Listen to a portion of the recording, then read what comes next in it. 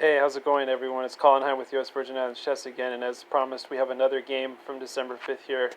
If you've selected the FIDE online playlist, congratulations, you guys made it to the best virtual analysis in the VI. So welcome, guys. Welcome, guys and girls. So we got a long game here. As we see the notation, I'm scrolling through it. It's 56 moves. Let's try to stay awake the whole time, okay? Let's have some fun. So F4 here from my opponent from Russia. So far we've seen a lot of E4 games, D4 games, guys, Queen's Pawn, King's Pawn, but instead F4. And if you know what you're doing here, F4 is actually a pretty good move. So D5 now played by myself. D4, closing the center, C6, and Knight to F3. Okay, guys, let's have some fun.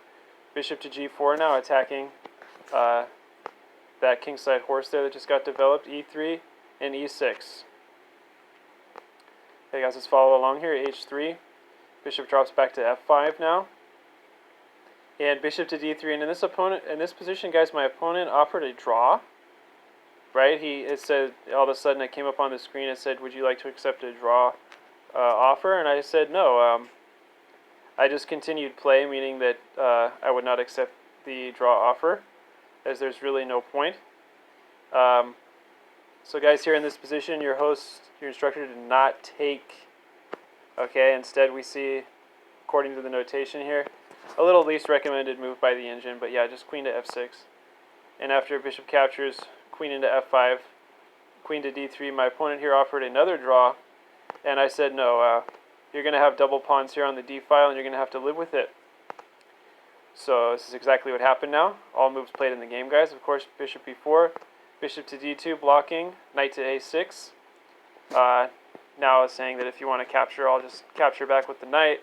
And now I have a threat here on C2, so you better develop your horse. Now I can queenside castle, or just develop my other knight. Okay, so none of that happened in the game. Instead we saw knight to C3, now blocking again, the queenside knight. Knight to E7 played by myself, and A3, asking a question now, questioning the bishop. I dropped my bishop back to D6 in that position. Short castles by my opponent, questionable move, but I guess it kind of makes sense. Queens are off the board, so I don't really know why you'd have to castle, but anyway. F5 now. F5 is appropriate because, as we mentioned, queens are off the board. My opponent played knight to G5, king to D7, E4 now. And in this position, guys, can you find a best continuation for black?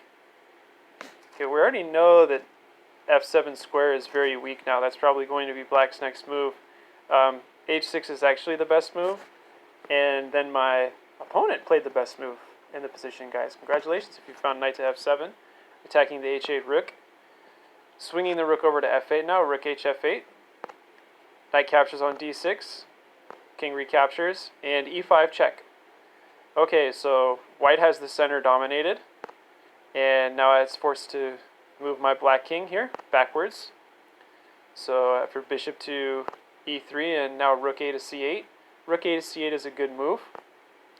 I was able to find something favorable. Knight A4 now, guys.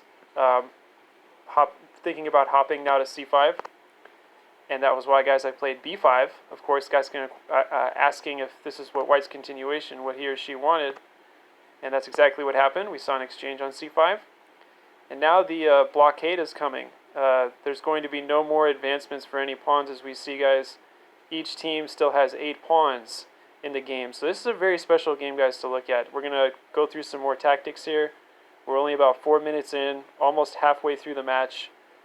There are some elements here that I really want to go through, and some puzzles that I really had to solve. And I would love to share with you guys here. A5 now played by myself, and B4. And now, guys, without looking at the notation, find the best move for black.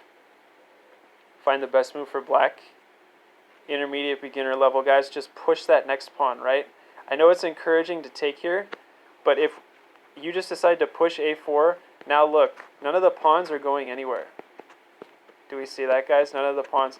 Yeah, so only the king side maybe has a chance there with the G and H pawns, but instead we see A4, so here we go. D4 now, rook to G8, sliding over, G3, played by my opponent, G5. F captures G5, H captures G5, and G4.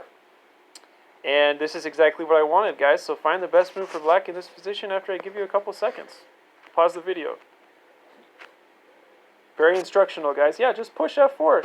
Don't take. This is what I wanted. Remember, guys, when I pushed G5 in this position, I was hoping for takes. And after takes, bishop obviously can't take because the rook is behind. Right, so G4 was played. F5, F4, bishop drops back to D2. And now rook H8. Okay. So as we mentioned, guys, there's no advancement for these pawns here. It's totally blocked there on the queen side. So really the rest of the quarrel here is going to be located on the king side. King H2 played by my opponent. A good move now, just defending H3 pawn, H3 square more. The H3 square is going to be where the battle is now. After we see rook to F3 now, defending twice, and preparing for this onslaught here on the king side, on this H and G file. The HF and G files are now under my my watch, guys. I'm coming for the kill, so to speak. Rook H1 played by my opponent now, having to defend as the attack is coming. And yes, guys, if you looked at this position and you found knight to H4, that's actually the best move. The engine loves it because it says it's attacking the rook as well as forcing the rook to move, and now that gives black a tempo, guys, to just double up there on the H file. King to G1, knight drops back to G6, rook from F to H2, and now threatening again with that horse to H4. The horse, of course. Rook to F2 again, saying, no, I don't want to repeat moves in this position. Now I'm going to just walk my king over to this side of the board as there are no threats. And as we mentioned, everything is cut off here, guys. I made sure of it. Okay, so bishop to E1 now. My opponent going for all tries here to defend, saying, what is black doing to me? I have to do the best I can, right? King to F7. Watch here now, guys. Rook FH2. And rook FH2 was unfortunately a blunder because now that gives black a heads up on the exchange. Guys, find the best move for white in this position after I give everyone a couple of seconds. Find the best move for white in this position. What is the best move for white in this position, guys? Well, the best move for white in this position, yeah, is let's ask the engine here, guys. Okay, so yeah, the best move is just rook to F1 here. That is the best move, right? And now that keeps the knight from getting forward to hopping to a forward square. So maybe a surprise square here for my opponent could be somewhere like knight to F5 here, right? Knight F5, and then now obviously forced, and then this could happen, right? And now, guys, look, there's actually a double attack here and an attack on the rook. So yes, you have to go to F3 now in this position. And now, finally, yeah, there's a real game here to be played. Knight goes here to attack, and bishop just goes somewhere to defend. Well, I think in a sense, you may or may not be losing the knight in this position. Of course, guys, this was all theory. But instead, my opponent here blundered, and still not the end of the game because it's hard to say, even after this exchange fork. Right, guys? See the fork? Okay. And king to G2, and now knight captures on H2, rook into H2, and king to G6. So bishop to F2 is a continuation. It's not so easy now, guys. Even being down the exchange here, white still has everything protected, except for this little F4 excursion that's going on here for my side. Okay, so let's get to it now. Let's show the rest. Rook F7 now doubling up on the 7th rank. Bishop to G1.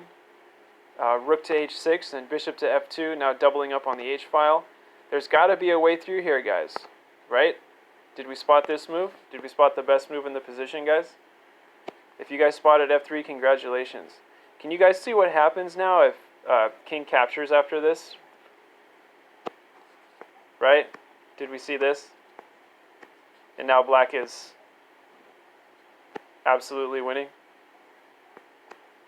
Right? Just arrest the bishop now until the king moves. And you're up in exchange.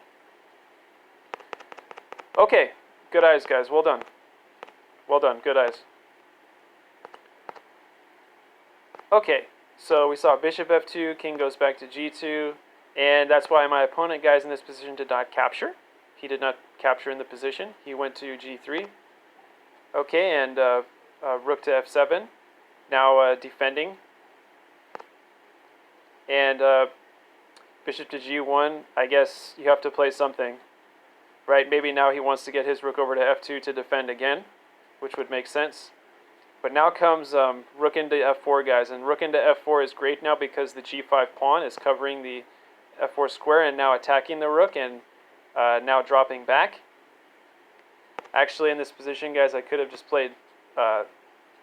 actually, you can't play that, right, because right king takes, so that would be a blunder. So instead, yes, guys, having to remaneuver and drop back to f7.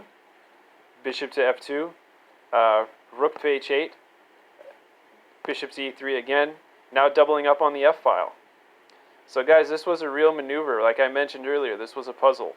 We had to find the proper way to maneuver, even being up a full exchange. It was still very tiresome. Okay, so bishop into f2, rook f4, now gaining more space, more coverage. Checking the rook again, if you will, and now having this wonderful opportunity. As we see now, the king cannot capture because as before we didn't have a rook on f8, now we do. So bishop to f2 and rook to e2, bishop to g1, and rook captures rook, guys. See that? Rook captures rook, so giving me the opportunity now to sincerely go up the exchange without any questions. And now, guys, find the winning move for black as it does, guys. Find it's black to move in this position and win on the spot. So, do we see the winning move now? Very, very hard to defend this position. White did an excellent job and showed a very, very courageous effort, as it was extremely challenging. Winning the f-file here, and yes, guys, if you found this f2, this is just winning. The bishop has nowhere to go, as we saw. The king was forced to recapture, had to capture h2 just to stay in the game. Bishop captures, and rook captures, and king to g3, and we see rook to a2, and I think we can stop here, guys. Okay. So thank you, everyone, for joining on that wonderful, wonderful journey through space and time in this nice chess virtual tutorial. Again, guys, Colin the FIDE playlist. I think this is the 12th match now that we're looking at, 12th win. And this was f4 d5 as we look at the notation. But God, look at this position, guys. I mean, look at this blockade here. It's just really cool to look at. Let's find out somewhere along the line maybe where white could have made a couple errors here. Definitely during this middle game. I think this middle game theory was good. Again, guys, remember, not taking here was key. If takes, takes. And then, I mean, I don't know what to be said. I think maybe having the bishop here is a little better. Maybe black is better here. Yeah, maybe black is better. I'm not totally sure. Not really satisfied with the position playing black either myself. So, yeah. Thank you guys for watching. And that was long enough. Many more to come in the future, I hope. Don't have to hope, we should know for certain. Okay, guys, take care now and enjoy the holiday season. Bye-bye for now.